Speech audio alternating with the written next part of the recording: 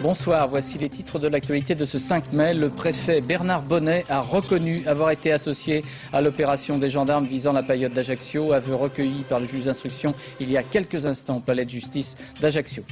À la SNCF, les perturbations du trafic continuent, mais les syndicats CFDT et CGT annoncent des progrès dans les négociations sur les 35 heures et en appellent aux cheminots. 6e semaine de conflit au Kosovo, le chef modéré des Albanais du Kosovo, Ibrahim Rugova, est arrivé à Rome par avion spécial. Le président Clinton en Allemagne annonce une nouvelle intensification des frappes. Et nous allons rejoindre tout de suite Michel Fine à Ajaccio. Michel, le préfet est passé aux aveux. Écoutez, oui, le préfet est passé aux aveux pendant sa garde à vue. D'après les informations que nous avons, il aurait avoué avoir été au courant de l'opération de l'incendie de la paillote, mais nuance, il nie toujours avoir donné l'ordre. Alors le préfet Bernard Bonnet et son directeur de cabinet Gérard Pardini sont sortis tout à l'heure après 48 heures de garde à vue de la caserne de gendarmerie d'Aspreto. Ils sont sortis avec le procureur de la République, Jacques Dallest, avec le juge d'instruction qui instruit ce dossier depuis le début, Patrice Cambérou.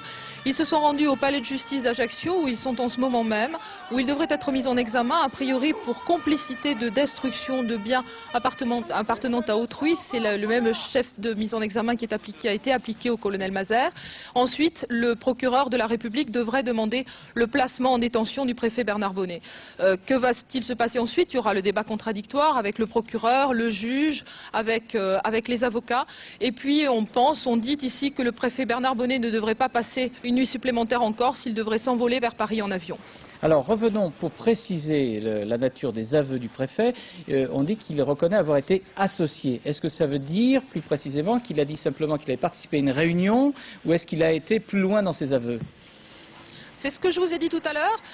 Il a simplement reconnu avoir été au courant de l'opération. D'après les informations que nous avons, mais ce sont des informations très récentes et qui ne sont pas encore tout à fait précises, il n'a pas reconnu avoir donné l'ordre. Ce qui a déclenché tout ça au départ, c'est un témoignage qui est capital dans cette enquête. C'est le témoignage d'un ancien conseiller pourtant très proche de Bernard Bonnet, qui ensuite s'est éloigné de Bernard Bonnet pour des raisons d'ordre personnel, car il a eu un conflit personnel avec le préfet. C'est le lieutenant-colonel Cavalier, qui était conseiller de Bernard Bonnet. Le lieutenant-colonel Cavalier est allé voir le juge en lui disant « J'étais au courant de l'opération, on m'a mis au courant de l'opération, je suis allé voir Bernard Bonnet pour lui dire qu'il ne fallait pas la faire. Bernard Bonnet m'a éconduit et il m'a dit de ne pas me mêler de ses affaires. » Alors évidemment, c'est ce témoignage très important à charge pour le préfet Bonnet qui a motivé sa mise en examen. Alors le débat contradictoire va avoir lieu ce soir, donc, ou aura lieu dans quelques instants ce soir au palais de justice. Une décision probable dans la soirée ? Une décision très certainement dans la soirée. Un débat contradictoire, ça dure environ 1 heure, 1 heure et demie pour chacun, pour le préfet Bernard Bonnet et ensuite pour Gérard Pardini. Chacun donne son avis, le procureur donne son avis, le juge donne son avis, l'avocat donne son avis. Et ce n'est qu'ensuite que, je vous l'ai dit, le préfet et éventuellement son directeur de cabinet devraient prendre l'avion pour être remontés à Paris où ils passeront leur première nuit en prison. Merci Michel. Le successeur de M. Bernard Bonnet s'appelle Jean-Pierre Lacroix. Il était préfet du Val d'Oise depuis un peu plus d'1 an. On le présente comme un homme de dialogue, l'homme de la situation, assure-t-on. Présentation Alban Mikosi, Joël Bruyandet, Jean-François Chevet. Jean-Pierre Lacroix le reconnaît volontiers, il n'a pas l'habitude des caméras. Il devra donc s'y faire. Nommé préfet de Corse, il a tenu cet après-midi sa première conférence de presse pour préciser comment il compte rétablir la confiance entre l'État et les Corses. Le message à délivrer aux Corses, c'est que je souhaite vivement aller au-devant d'eux, les écouter. Et chaque fois que cela leur paraîtra possible, souhaitable, les laisser m'expliquer ou me guider dans la découverte des difficultés qu'ils ressentent, des problèmes qui sont les leurs. Encore une fois, toujours dans le cadre de la légalité républicaine. Jean-Pierre Lacroix a affronté ses premiers dossiers délicats au ministère des Dom-Tom. Il fut l'un des proches collaborateurs de Louis Le Pinsec. Il sera ensuite directeur central de la police territoriale en 92, poste où il eut en charge la gestion des renseignements généraux, expérience qui lui sera utile dans les prochaines semaines. Successivement préfet de l'Ain, du Morbihan et du Val d'Oise, ses interlocuteurs le décrivent comme un homme efficace et discret, proche de la gauche. Jean-Pierre Lacroix est réputé prompt au dialogue. Dès lundi, il prendra ses fonctions en Corse, région où il ne s'était alors rendu qu'une seule fois, en vacances. Alors bien sûr, c'est le 3e préfet en moins de 18 mois. Aussi, les commentaires et les espérances des habitants de l'île de Beauté sont-ils vaguement défiants, et encore plus sans doute ce soir, depuis les aveux du préfet Bonnet. Dans chaque camp politique, comme l'ont constaté Philippe Visserias et Bernard Connor, on affiche une prudence tactique. Aujourd'hui, sur les murs d'Ajaccio, s'affichent les sarcasmes à l'encontre de Bernard Bonnet, certains plus violents que d'autres. Illustration du discrédit de l'État dans l'île. Ici, l'intransigeance du préfet a braqué une partie des Corses contre les autorités. Jean-Pierre Lacroix, le nouveau préfet de région, va devoir faire preuve de diplomatie, mais la population attend toujours que l'on soigne les maux dont souffre la Corse. C'est l'opinion de Danielle Kaitou-Colli. Cette Ajaccienne est membre du Manifeste pour la vie, une association de femmes qui lutte contre la violence. La dérive mafieuse, j'emploie le mot à l'aise puisque le président de la République lui-même l'emploie, elle est toujours là. Certains d'entre nous disent que nous vivons parfois dans une république bananière. Moi, je partage un peu ce sentiment. Et vous pensez que le nouveau préfet doit lutter contre ça? Je pense qu'il ne devrait venir que pour cela, pour lutter contre cette dérive mafieuse et cette pression des armes et des bandes armées. Nicolas Alfonsi soutenait la fermeté du préfet Bonnet. Le leader du groupe radical de gauche à l'Assemblée de Corse estime que l'État doit maintenir le cap. Enfin, Lionel Jospin était sur la bonne voie. C'est ce qui est d'autant plus décourageant. Mais je pense qu'à terme, le sentiment que l'on peut avoir, c'est que non seulement la politique de l'État de droit va continuer, mais doit être renforcée. Cette question est simple. Quand comptez-vous partir? En octobre dernier, à l'Assemblée de Corse, l'élu nationaliste Paul Quastana défiait Bernard Bonnet. Aujourd'hui, il est plus conciliant avec son successeur. Nous sommes prêts à discuter avec l'État, nous avons toujours été prêts au dialogue, dans la mesure où nous sommes entendus. Si ça va tourner au monologue et que les revendications de ce pays ne sont pas prises en compte, à ce moment-là, nous ne discutons plus. 3 préfets en 2 ans et toujours une situation instable. Aujourd'hui, la Corse réclame un véritable projet à son égard.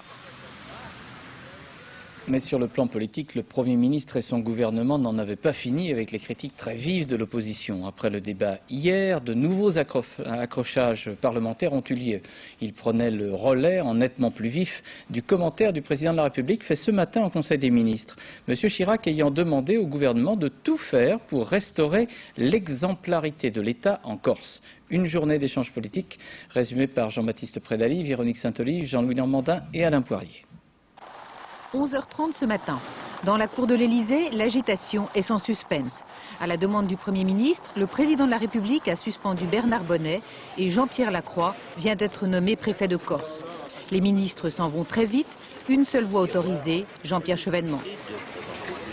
Je l'ai assuré d'une chose, c'est que je ne lui manquerai pas, que je serai derrière lui pour mener la tâche exceptionnellement rude qui est la sienne dans un contexte véritablement très difficile. Mais je pense que cela répond aussi à l'aspiration profonde de nos concitoyens en Corse, et j'ajoute sur le continent. Sur le perron, Lionel Jospin ne fera aucun commentaire sur le message que Jacques Chirac a adressé quelques minutes plus tôt au gouvernement. Le président de la République a demandé que soit promptement restaurée l'exemplarité et l'efficacité de l'État et de tous ses représentants en Corse. Une façon pour Jacques Chirac de marquer la gravité de la situation en évitant soigneusement de mettre de l'huile sur le feu. À la même heure, à l'Assemblée nationale, les élus corses réagissent à la nomination du nouveau préfet. Le ton est modéré. Le préfet qui arrive en Corse aujourd'hui a une tâche très difficile et je crois que nous avons le devoir, tous les élus de droite, de gauche ou autres, de faire en sorte que le dialogue avec les élus du peuple, quelle que soit la sensibilité à laquelle on appartienne, ce dialogue puisse exister, ce qui n'était absolument pas le cas dans la période précédente. Cet après-midi, dans l'hémicycle, Lionel Jospin reste au banc du gouvernement. Sur l'affaire Corse, il laisse répondre les ministres de l'Intérieur et de la Défense. On est loin de la passion d'hier, à quelques escarmouches près. Alors maintenant, est-ce que je peux répondre? Est-ce que je peux répondre dans quelque chose qui ressemble à un parlement? Regardez. Les éclats de voix retombent vite dans les couloirs. Le message de la gauche se veut définitif. Lionel Jospin a tout dit hier, il faut laisser passer la justice. Aujourd'hui, il y a une enquête et il y a une instruction judiciaire. La justice travaille sans entrave. Nous, ce que nous voulons, c'est toute la vérité. Et rien que la vérité. La droite déchaînée hier n'est plus aussi virulente sur le fond. On réclame simplement une commission d'enquête sur le GPS et d'un coup, il paraît urgent d'attendre. Je crois qu'il y a mensonge d'État. Aujourd'hui, la justice fait son travail. Dès l'instant où nous serons sûrs, alors il y aura évidemment une motion de censure. Tout le monde est d'accord dans l'opposition pour cela. C'est que dans l'opposition comme au gouvernement, on est apparemment décidé à marquer une pause, comme s'il s'agissait de jouer l'apaisement. Et M. Alain Richard, le ministre de la Défense, a précisé que le rapport administratif sur le fonctionnement du GPS, le groupe de peloton de sécurité, lui sera remis vendredi. Il faut rappeler que ce groupe de gendarmes spéciaux a été dissous donc par le Conseil des ministres. Charles Pasqua avait dans le Vaucluse dès hier soir estimé que le président Jacques Chirac devait conseiller au Premier ministre de démissionner. Et le président du Sénat, M. Christian Poncelet, RPR, affirmait que Lionel Jospin ne peut pas ne pas avoir de responsabilité.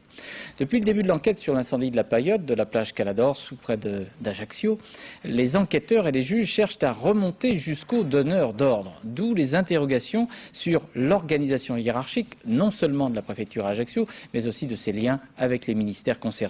Explication Olivier Caroff. Ils sont trois au cœur d'une affaire judiciaire devenue affaire d'État. Bernard Bonnet, le préfet, Gérard Pardini, son directeur de cabinet, et Henri Mazère, le patron des gendarmes en Corse. Trois hommes qui dépendent de trois ministères différents, trois hommes qui avaient chacun son propre circuit pour informer Paris de ce qui se passait en Corse. Pour le préfet Bonnet, les interlocuteurs privilégiés se trouvent à Matignon.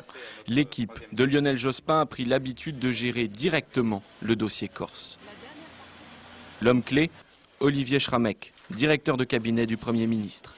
Une fois par mois, il tient une réunion interministérielle sur la Corse. Mais il n'est pas pour autant le seul à s'occuper ici de ce dossier prioritaire. Il est bien clair que lorsqu'existent des dossiers sur lesquels se présentent des difficultés particulières. Qu'est-ce que cela signifie? Ça signifie non pas que ceux qui les ont en charge ne s'occupent que de ce dossier-là, et donc un monsieur Corse, ça se traduit simplement par le fait que ce dossier-là revient plus souvent, et donc suscite une attention plus particulière, devant les conseillers qui sont compétents. Les conseillers. Gérard Pardini, le directeur de cabinet du préfet, dépend lui du ministère de l'Intérieur. Faisait-il remonter ce qu'il savait sur le GPS vers sa tutelle? Jean-Pierre Chevènement a déjà souligné le peu d'informations dont il disposait sur les missions de ce groupe de gendarmes si spécialisé. Personnellement, je n'ai eu connaissance de la décision de la Direction générale de la gendarmerie nationale créant le GPS que ces tout derniers jours. La situation du colonel Mazère est plus complexe. Il est devenu un très proche collaborateur du préfet, mais administrativement, il dépend de la Direction générale de la gendarmerie, donc du ministère de la Défense. Dimanche dernier, Alain Richard expliquait que son ministère mettait simplement les gendarmes à disposition, mais sans avoir à contrôler particulièrement leur action. Le journaliste Alain Laville, qui a suivi de près les affaires corses, ne croit pas à cette version. Tout le monde sait qu'il a rencontré des membres de sa hiérarchie, alors sans que ça soit peut-être le directeur général de la gendarmerie, il est évident en tout cas qu'il a rencontré des très hauts gradés, qu'il leur a sans doute fait part de ce qu'il allait faire, car un homme comme lui n'était pas homme justement à se lancer dans une telle aventure sans en référer au moins à ses chefs. Deux ministères, l'Intérieur et la Défense, qui se disent peu ou pas informés, Matignon se retrouve donc en première ligne. Selon les progrès de l'enquête judiciaire, Lionel Jospin pourrait avoir à réviser les rouages de l'État, et pas seulement en Corse. Alors à ce stade du journal, je rappelle à ceux qui prennent en cours peut-être cette édition que le préfet Bernard Bonnet a passé des aveux selon lesquels il aurait effectivement participé à des réunions concernant une préparation sur cet incendie de la Paillote. Mais tout ça ne sont pas des aveux très précis encore. Cependant, c'est absolument surprenant. Oui, surprenant par rapport aux déclarations de Bernard Bonnet il y a une semaine. Souvenez-vous des mots de Bernard Bonnet à Michel Fine, à Orly, lorsqu'il a fait son aller-retour à Paris dans la journée. Il lui a dit, en parlant des faits, stupéfiant, il s'est dit abasourdi. Bien, hier, Jean-Pierre Chevènement, pour défendre le préfet, s'appuyait sur une lettre que lui avait envoyée avant sa garde à vue Bernard Bonnet, une lettre que Jean-Pierre Chevènement brandissait hier à l'Assemblée nationale, et le préfet y clamait une nouvelle fois son innocence. J'affirme, écrivait-il sur l'honneur, que j'ignorais que des gendarmes du GPS ou d'autres unités étaient en mission dans la nuit du 19 au 20. Donc ces aveux aujourd'hui vont évidemment relancer l'instruction, mais aussi probablement enflammer le débat politique. Avec une décision sans doute de mise en détention qui paraît de plus en plus probable dès ce soir, Michel Fine le disait il y a quelques minutes. Alors c'est une première. Oui, il faut remonter aux années noires de l'épuration en 1945, puis à la guerre d'Algérie, pour voir un préfet derrière les barreaux. Les faits à l'époque étaient, soulignons-le, d'une autre nature. Alors le placement en garde à vue de Bernard Bonnet était déjà une première judiciaire dont l'administration préfectorale et le gouvernement se seraient bien passés. Dans les 10 dernières années, d'autres préfets ont dû être suspendus de leurs fonctions pour des raisons judiciaires. Un précédent, en Corse, il y a 7 ans, jour pour jour, la catastrophe du stade de Furiani a valu au préfet Henri Huran une mise en examen, même scénario, pour 2 préfets du Gers dans le cadre de l'incendie des Thermes de Barbotan. Bref, 3 représentants de l'État dans les régions qui se sont retrouvés sur le banc des prévenus, mais qui ont été relaxés par un tribunal correctionnel. Depuis, d'autres préfets ont été mis en examen, mais le plus souvent pour des homicides involontaire. À chaque fois, la poursuite était à la lisière entre la responsabilité civile et la responsabilité pénale. Dans l'affaire dite de la Paillote, il s'agirait d'une mise en cause plus directe, complicité de destruction volontaire par incendie en bande organisée, un crime passible de 20 ans de réclusion criminelle. Et pour l'instant, donc, débat contradictoire au palais de justice d'Ajaccio avec le préfet Bernard Bonnet et son ex-directeur de cabinet pour savoir s'il sera mis en détention, ce qui paraît de plus en plus probable. Nous retrouverons Michel Fine, notre envoyé spécial à Ajaccio, à la fin de cette édition. Le conflit à la SNCF des agents de conduite continue et demain il y aura toujours des perturbations. Avant de vous donner quelques détails pratiques sur celle-ci, il faut maintenant évoquer les discussions en cours sur les origines de ce conflit. Il s'agit du projet d'accord sur les 35 heures. Ce soir, les syndicats CGT et CFDT, de manière différente, évoquent cependant toutes deux des avancées. Reportage Laurent Bailly, Dominique Bonnet et Didier Rancoeur. 25 000 embauches sur 3 ans et dans tous les métiers de la SNCF. Augmentation des repos compensateurs, maintien des primes et journées de travail moins longues, la CGT se félicite des avancées de la direction de la SNCF sur les 35 heures. Mais le syndicat n'appelle pas encore à lever son préavis de grève pour dimanche soir, c'est qu'il lui faut ménager sa base sous peine de se laisser déborder. Ce soir, nous avons de nouvelles propositions qui contribuent encore à améliorer un certain nombre de dispositions, mais je pense que la parole maintenant est aux cheminots. La grève déclenchée par les agents de conduite autonome se poursuit donc. Des autonomes qui ont eux aussi rencontré la direction de la SNCF aujourd'hui, mais s'abstiennent pour l'instant de tout commentaire. Leur mouvement, en tout cas, agace prodigieusement la CFDT non gréviste. Elle estime que l'accord 35 heures est acceptable et voudrait qu'on tourne la page au plus vite. Évidemment que la CFDT espère une sortie de cette crise qui se joue avec 2,5% de grévistes, ce qui est absolument scandaleux. Les avancées qui ont été obtenues aujourd'hui sont suffisamment significatives pour présenter un dossier qui va dans le bon sens. Le sourire un peu contraint, le président de la SNCF estime pour sa part avoir suffisamment concédé aux syndicats. Nous avons apporté aujourd'hui des éléments qui devraient permettre la reprise. Et la signature d'un accord sur les 35 heures serait une étape absolument décisive dans la modernisation de l'entreprise. Ce serait bon pour la collectivité nationale, ça serait bon pour la SNCF et ça serait bon pour les cheminots. Alors, poursuite ou non du conflit, autonomes et CGTistes vont se prononcer dans les heures et jours qui viennent. La fin de la grève semble se profiler pour la semaine prochaine, mais rien n'est certain. La SNCF a déjà perdu près de 250 millions de francs et la grande majorité de ses 170 000 agents n'est toujours pas passée aux 35 heures. Alors retrouvons Jean-Paul Chapelle devant le siège de la SNCF.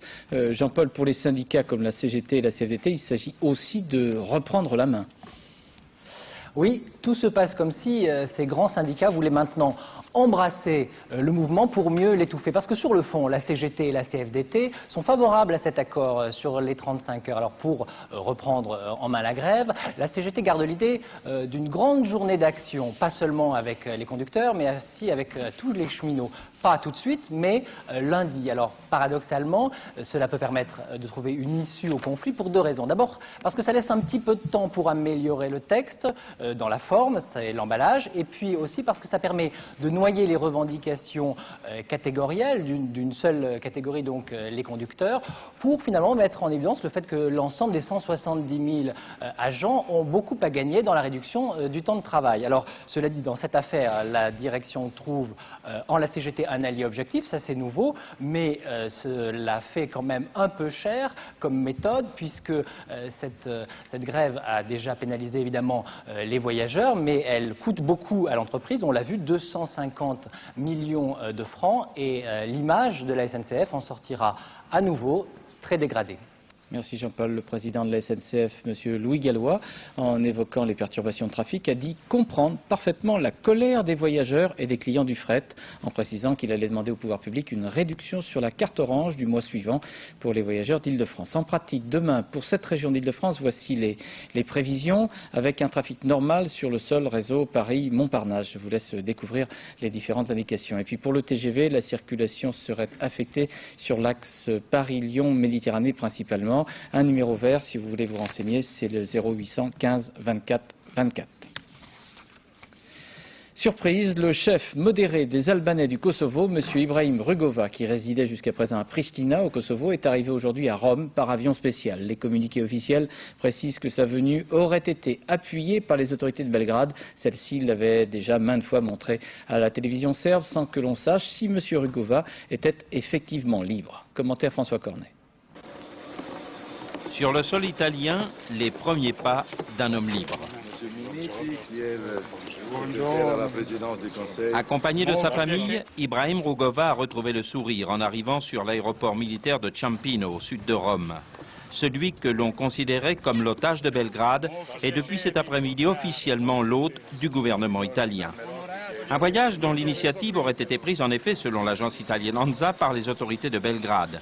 Une surprise de taille. Depuis le début de la guerre, on croyait Rugova et sa famille interdits de liberté de mouvement. Ibrahim Rugova dans la gueule du loup, c'était le 1er avril dernier à Belgrade. Une poignée de main qui semblait tout droit ressortir, au mieux d'une manipulation, au pire, de l'exercice imposé à un homme tenu en otage. L'OTAN affirmait alors qu'Ibrahim Rugova était sous le contrôle de la police serbe qui occupait sa maison à Pristina. Ces rares apparitions devant la presse étaient lors de rencontres officielles, comme celle-ci avec l'ambassadeur russe en poste à Belgrade le 5 avril dernier. Au temps de sa liberté, comme on le voit sur ces images tournées au Kosovo en 1998, le chef indépendantiste prônait la non-violence. Rugova, symbole depuis une décennie de la lutte pacifique des Kosovars.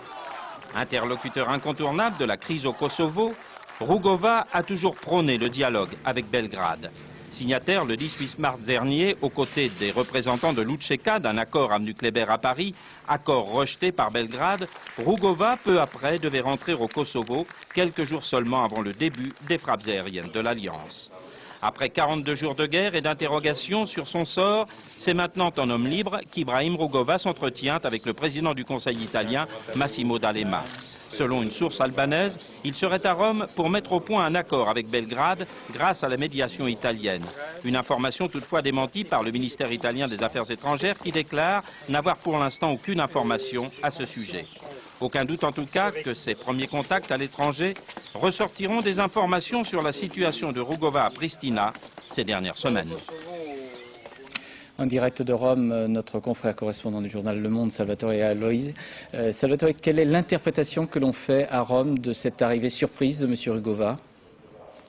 Oui, bonsoir. Massimo D'Alema avait parlé ce matin en recevant les députés qui avaient signé un appel pour le retour de la diplomatie, de la politique, avait parlé d'une nouveauté importante et se référait sûrement à cette arrivée surprise cet après-midi donc de Ibrahim Rugova.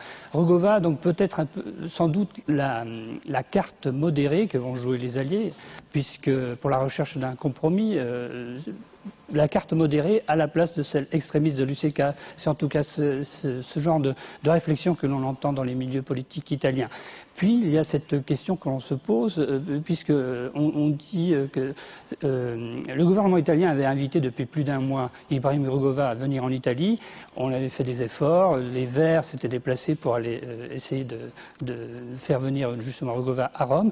Puis on dit aujourd'hui que c'est le gouvernement de Belgrade lui-même qui a appuyé et qui a peut-être peut-être organiser ce voyage. Donc c'est deux signaux importants et donc qui pourraient amener à quelque chose d'important de plus. Ce soir, il faudra attendre naturellement. On parle également ici de l'arrivée prochaine du président du Monténégro demain ici à Rome. Donc ce serait effectivement peut-être quelque chose de décisif qui est en train de se faire de ces heures-ci à Rome. C'est-à-dire que l'on évoque éventuellement une rencontre, un sommet, une réunion? Oui, pour l'instant, il n'y a pas beaucoup de précisions là-dessus, mais on parle d'un possible voyage donc, du président du Monténégro. Donc ça voudrait dire que quelque chose est en train de se jouer.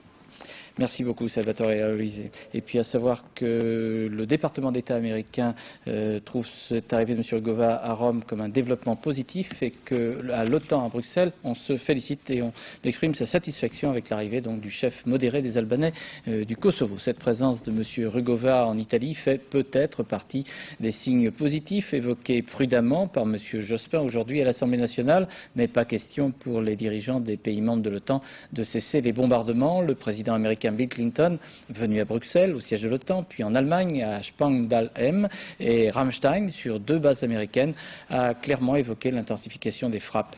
Commentaire de notre correspondant en Allemagne, Olivier Lerner. Heureux concours de circonstances. La visite de Bill Clinton en Allemagne coïncide avec le retour sur base des 3 soldats américains prisonniers un mois durant en Serbie. La sécurité des boys, c'est l'obsession du président américain. Une photo de famille au grand complet, avec parents, femmes et enfants, venus saluer le retour des soldats, considérés un peu comme les héros du jour. Ramstein, c'est la base phare des États-Unis en Europe. L'opération humanitaire de l'OTAN est visible ici plus qu'ailleurs. Sur le tarmac, des dizaines de tonnes de nourriture, des vêtements, des médicaments prêts à partir pour les camps de réfugiés. Mais les militaires ne font pas que de l'humanitaire. D'une heure à l'autre, 13 000 soldats américains sur les 60 000 stationnés en Allemagne sont susceptibles de partir en mission. Bill Clinton s'est adressé à eux en priorité, mi-colombe, mi-faucon, inflexible. Le président américain leur parle de nettoyage ethnique, compare Milosevic à un tyran. Il dit merci aux soldats pour leur service et leur sacrifice et n'hésite pas à placer cette petite phrase qui fait toujours plaisir, « Vous êtes les meilleurs ». Bill Clinton a consacré sa journée aux militaires en treillis.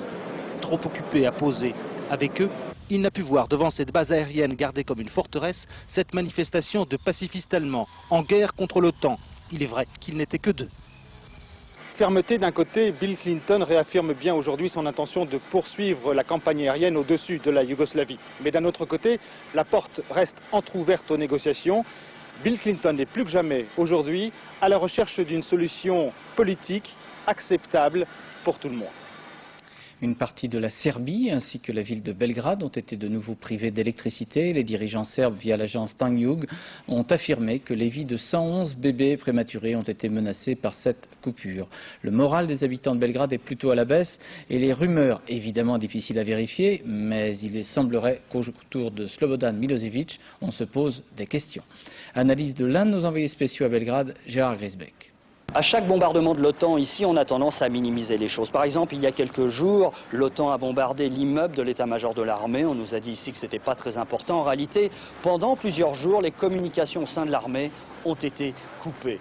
Les Serbes commencent à avoir maintenant des problèmes de ravitaillement. Un proche du pouvoir me disait hier qu'en réalité, l'industrie en Serbie était quasiment cassée. Si tel était le cas, ça voudrait dire que la Serbie a fait un bond en arrière de 60 ans, qu'elle serait revenue au niveau d'avant la Deuxième Guerre mondiale. On comprend dans ces conditions que le président serbe cherche à trouver une issue politique à cette guerre. Bien sûr, officiellement, il reste inflexible, mais il a gardé des relations directes avec des représentants de la Maison-Blanche. Les Russes jouent un rôle important comme intermédiaires. Et le point d'achoppement, c'est évidemment cette force qui pourrait intervenir au Kosovo pour permettre aux réfugiés de revenir. Pas question que ce soit une force militaire, nous dit-on ici, mais on pourrait se mettre d'accord sur une force policière. Pas question qu'il y ait des forces de l'OTAN au sein de cette force, mais on pourrait peut-être accepter les Grecs, qui sont plutôt favorables aux Yougoslaves. On pourrait peut-être accepter également les 3 derniers nouveaux, les 3 derniers rentrés au sein de l'OTAN, c'est-à-dire les Hongrois, les Tchèques et les Polonais. Évidemment, il y aurait surtout des Russes dans cette force, et puis il y aurait des forces non gouvernementales. Mais attention, on n'en est simplement qu'aux prémices. On en est simplement à un frémissement. La guerre continue, les bombardements vont continuer. On n'en est pas encore à la paix. Oui, analyse de Gérard Grisbeck qui a enregistré cette analyse cet après-midi à Belgrade. Dans cette capitale serbe, l'état de destruction de l'immeuble de la télévision est très symbolique, tout comme dans la ville de Novi Sad. Voici le reportage réalisé sur place par Jérôme Boni et Emmanuel Beck, un reportage dont les images ont toutes été visées par les autorités militaires yougoslaves. Novi Sad, l'une des villes les plus bombardées de toute la Serbie en 43 jours de frappe de l'OTAN. Raffinerie en feu, au point que l'air y est à peine respirable. Les autorités lancent un cri d'alarme à la catastrophe écologique. Tous les ponts sont détruits, le Danube est devenu une barrière infranchissable. La vie semble s'arrêter. L'une des dernières frappes de l'OTAN a touché la télévision de Novi Sad. Les forces alliées visent ce qu'elles considèrent comme des instruments de propagande du pouvoir yougoslave. L'immeuble avait été évacué. Le ministre yougoslave de l'information, furieux, insiste sur le fait que ce bombardement intervient le 3 mai, journée internationale de la liberté de la presse. Mais information ou propagande, les Serbes péchèrent la différence de conception. À Belgrade, l'immeuble de diffusion de la télévision d'État n'est plus que ruine, après l'attaque du 23 avril contre ce qui peut être considéré comme un objectif civil. Jamais la guerre médiatique n'avait pris une telle ampleur.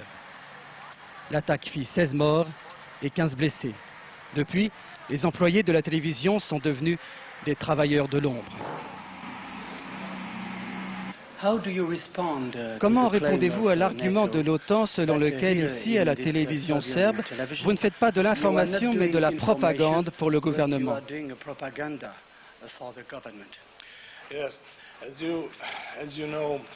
Oui, comme vous le savez, à peu près 7 jours avant l'attaque, il y eut un ultimatum de l'OTAN qui demandait de diffuser 6 heures de leur programme ici, sur notre radio-télévision de Serbie.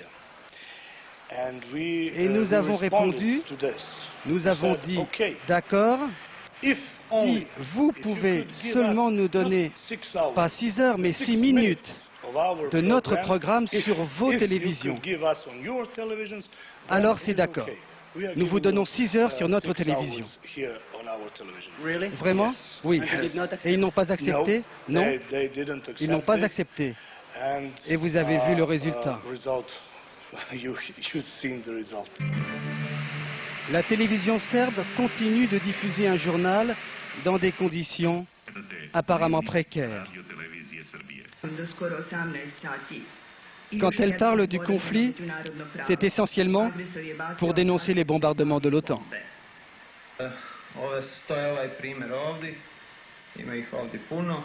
Pour des raisons de sécurité, nous n'avons pas obtenu l'autorisation de filmer les endroits d'où émettent ces équipes de la télévision serbe. En effet, tous ces endroits deviennent automatiquement des cibles potentielles pour les frappes de l'OTAN. En Albanie, les militaires américains affirment que le déploiement des appareils anti-chars, les hélicoptères Apache, va continuer, et ce, malgré l'accident, pour la 2e fois, d'un hélicoptère de ce type, mais accident grave puisqu'il a fait 2 morts. Un convoi humanitaire de Médecins du Monde Grèce aurait été pris pour cible lors d'un bombardement au Kosovo. Le convoi s'en est sorti sans dommage. Il transportait des vivres et des médicaments. On ignore précisément s'il s'agit d'un bombardement aérien ou d'artillerie. En Macédoine, de nouveaux réfugiés, environ 2000, sont arrivés la nuit dernière à la frontière, puis ont été transférés à Shegran. C'est un nouveau camp. Toutes les tentes de ce camp ont été remplies très rapidement et près de 5000 personnes ont dû dormir dehors dans des conditions sanitaires très difficiles. Un corridor humanitaire, en pratique une sorte de couloir routier dans un sens unique de la Macédoine vers l'Albanie, sera mis en place bientôt. Plus de la moitié des 100 000 réfugiés abrités dans les camps de Macédoine seraient ainsi transférés dans les prochains jours en Albanie. Mais les Albanais concernés ont l'impression qu'il s'agit d'un exode nouveau et continu. Reportage Richard Binet et Patrick Desmully. Ils sont les premiers concernés, mais les derniers à savoir. Nous leur annonçons la nouvelle. Demain, ceux qui le souhaitent pourront s'inscrire sur des listes et rejoindre l'Albanie. Tout ça n'est pas très clair pour moi. Il s'agit d'un corridor humanitaire qui pourra vous permettre d'aller en Albanie. Nous, ce qu'on veut, c'est rentrer chez nous. Il y a déjà trop de réfugiés en Albanie. Son voisin d'infortune, c'est Ismaël. Il vient du nord du Kosovo, a 6 enfants et veut les protéger. Vous n'avez pas peur des conditions de vie là-bas? On est prêt à aller en Albanie.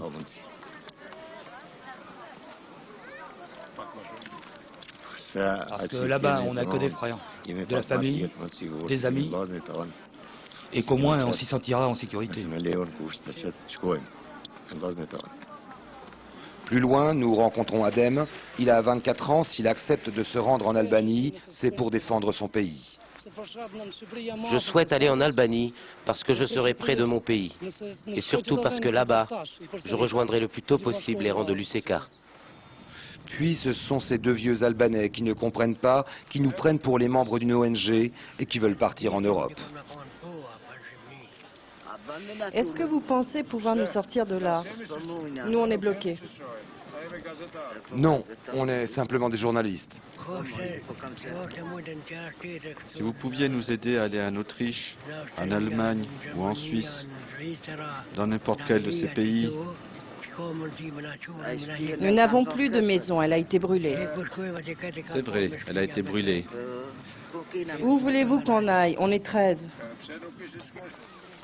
Enfin, un peu à l'écart, Vebi entouré de sa famille. Il ira nulle part, ni en Albanie, ni au Canada, ni en Allemagne. Il restera ici jusqu'à la libération du Kosovo. Nous, on veut rentrer chez nous au Kosovo, où vivaient mon père, mon grand-père et mes ancêtres. Je veux rentrer chez moi, c'est là qu'est ma terre. Pourquoi aller en Albanie? Je resterai ici jusqu'à la libération de mon pays. Dans un premier temps, l'Albanie s'est engagée à accueillir 40 000 réfugiés. Des camps sont en construction, des familles prêtes à les accueillir. Mais combien de temps ce petit pays pourra-t-il tenir alors que chaque jour, des milliers de Kosovars fuient leur pays? Et ce soir, il y a quelques instants, les autorités macédoniennes ont décidé de fermer la frontière à Blaché, c'est-à-dire au nord de Skopje. Ils ont refoulé 1 millier de nouveaux réfugiés albanais du Kosovo qui tentaient d'entrer en Macédoine. Voilà pour l'actualité concernant le Kosovo. Du sport et de ses dérives. Hier soir, après le match de football Paris Saint-Germain-Marseille, remporté par les Parisiens sur le score de 2-1, quelques centaines de supporters marseillais ont manifesté leur déception et leur goût pour la violence en s'acharnant sur les moyens de transport mis à leur disposition. Les dégâts sont spectaculaires. Reportage Dominique Barouche, Fabien Tormos avec Michel Anglade. C'est un groupe de supporters déchaînés qui a traversé Paris hier après la défaite de leur club, l'OM, contre le PSG. Au retour vers la gare de Lyon, ils ont démoli les 7 bus qui les transportaient, arrachant sièges, portières, tôles. Au moins 5 millions de francs de dégâts. En ce qui concerne le paiement de la facture, donc la RATP a porté plainte ce matin contre X pour que des responsabilités soient trouvées et c'est la justice qui en décidera. L'après-midi, sur la route du stade, c'est sous surveillance policière que les premiers saccages ont eu lieu. 15 motards, 10 cars de CRS encadraient le cortège. Au retour, les CRS étaient 2 fois plus nombreux, les dégâts 2 fois plus importants. L'important était d'amener 630 supporters, de les ramener dans des conditions les plus rapides possibles, sans que pour cela ils causent des déprédations sur la voie publique. À l'OM, la honte des supporters est aussi douloureuse que la défaite de l'équipe sur le terrain. Il faut maintenant en tirer les leçons. Concernant les causeurs de troubles, on va se rapprocher rapidement des présidents des groupes de supporters, puisque je vais les recevoir vendredi dans mon bureau, et voir rapidement avec eux une définition sur les sanctions qu'on pourrait prendre éventuellement. Le plus dur sera de préparer les prochaines rencontres. Des représentants de l'OM devraient bientôt retrouver ceux du PSG, de la Ligue nationale de football et de la préfecture de police, pour éviter que les matchs ne tournent à chaque fois à l'équipée sauvage. Et maintenant, pour la dernière page de ce journal, une parenthèse paisible dans l'actualité. En effet, à partir de demain, au musée de l'Orangerie à Paris et jusqu'au 2 août, 60 tableaux peints par Claude Monet sont proposés à notre admiration, à notre imagination aussi, puisque le peintre impressionniste a laissé une série sur les nymphéas nées de ses observations dans sa propriété de Giverny. Reportage Georges Bégou et Michel Levasseur. À la fin du siècle dernier, Claude Monet découvre et achète aux confins de l'Île-de-France et de la Normandie la propriété de Giverny dont il fait un paradis végétal. À maturité de sa vie et de son art, il veut avoir sous les yeux en permanence une nature éclatante qui exalte sa palette. Monet, le jardinier, inspire le peintre et inversement. De l'étang au nymphéas naîtront 250 chefs-d'œuvre en une trentaine d'années. Il ne se rassasie pas des jeux de lumière, il ne cesse de les capter, d'en exprimer la vibration. Comme tous les impressionnistes, il est admiratif de l'art japonais, auquel il emprunte les petits ponts fleuris qu'il peint en toute saison.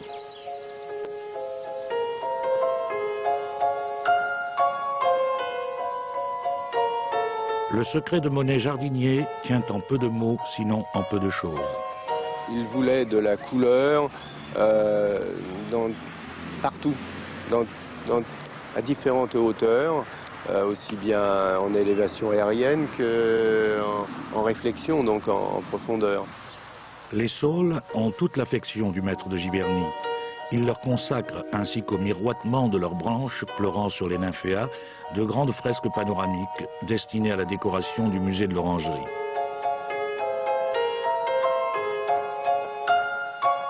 Avec une virtuosité de touche extraordinaire, il couvre ces immenses toiles comme pour nous inviter à y plonger. Ce qu'il voulait, c'était que le spectateur soit immergé dans la peinture comme le visiteur, comme le promeneur du jardin de Giverny est immergé à même la nature. C'est ce rêve que traduit la phrase de Monet qui sert de devise en quelque sorte à l'exposition, où il dit « Je ne forme pas d'autre vœu que de me mêler plus intimement à la nature ». Son interprétation toujours plus poussée de la lumière et de la nature ira jusqu'à l'abstraction. Avec un peu d'imagination à Giverny ou à l'Orangerie, le visiteur verra peut-être se dessiner le visage du peintre à travers les reflets. Avant de refermer ce journal, revenons sur l'actualité en Corse et l'annonce dès l'ouverture de ce journal des aveux du préfet. Le préfet aurait reconnu avoir été associé à la décision concernant la paillote d'Ajaccio. Michel Fine, est-ce que vous avez de nouvelles précisions ou est-ce que l'on peut résumer ce qui s'est passé depuis un peu plus d'une heure ? Effectivement, devant les charges qui s'accumulaient dans le dossier, devant notamment le témoignage du lieutenant-colonel Cavalier qui l'accablait, au cours de sa garde à vue, le préfet Bonnet a avoué. Alors il n'a pas avoué, il nie encore avoir donné l'ordre d'incendier la paillote, il a simplement avoué qu'il était au courant. Et effectivement, aujourd'hui, on se demande comment cela est possible, comment il a pu ne pas être au courant et ne pas tout faire pour essayer d'arrêter cette opération. Alors ce soir, on imagine quel doit être le désarroi au ministère de l'Intérieur de Jean-Pierre Chevènement qui a donné l'impression jusqu'au bout de soutenir le préfet Bonnet. On imagine quel doit être le désarroi à Matignon où l'on dit aujourd'hui que le dossier Corse a peut-être été mal géré. On imagine aussi le désarroi des Corses qui, plus d'un an après avoir vu leur préfet assassiné, sont en train de voir son successeur partir en prison. Alors actuellement, au palais de justice d'Ajaccio, il y a ce qu'on appelle un débat contradictoire. Effectivement, il y a un débat contradictoire entre le procureur de la République d'Ajaccio, Jacques Dallest, le juge d'instruction, Patrice Cambérou, qui depuis le début instruit ce dossier, les avocats, Georges Kiejman pour le préfet Bonnet, Maître Léandri pour son directeur de cabinet. Ce débat consiste à essayer de savoir s'il y a lieu de placer en détention le préfet Bonnet et son directeur de cabinet. Ce qu'il faut savoir, c'est qu'à partir du moment où le procureur de la République demande le placement en détention de telle ou telle personne, il est assez rare que le placement en détention ne soit pas effectué. Merci Michel. Et puis deuxième actualité, elle concerne le Kosovo avec l'arrivée surprise dans le courant de l'après-midi d'Ibrahim Rugova, l'un des leaders modérés des Albanais du Kosovo. On le voit ici avec le président du Conseil italien, M. D'Alema, et avec le ministre des Affaires étrangères, M. Dini, en Italie. Donc M. Rugova invité à Rome. Officiellement, Belgrade aurait approuvé ce déplacement. La météo, dans quelques instants avec Nathalie Riouet qui reviendra sans doute sur ce qui s'est passé dans l'Aveyron avec les dégâts causés par la pluie. À 20h50, vous retrouverez Gérard Klein, l'Instit. À 22h40, Jean-Luc Delarue, ça se discute. À 0h50, le journal avec Laurence Ostelaza, suivi du cercle de Philippe Lefay. Et demain, à 7h50, dans les 4 vérités, Françoise Laborde recevra Mme Ségolène Royal, la ministre déléguée chargée de l'enseignement scolaire. Et à 13h, vous retrouverez Rachid Arab. À demain 20h. Bonsoir, merci.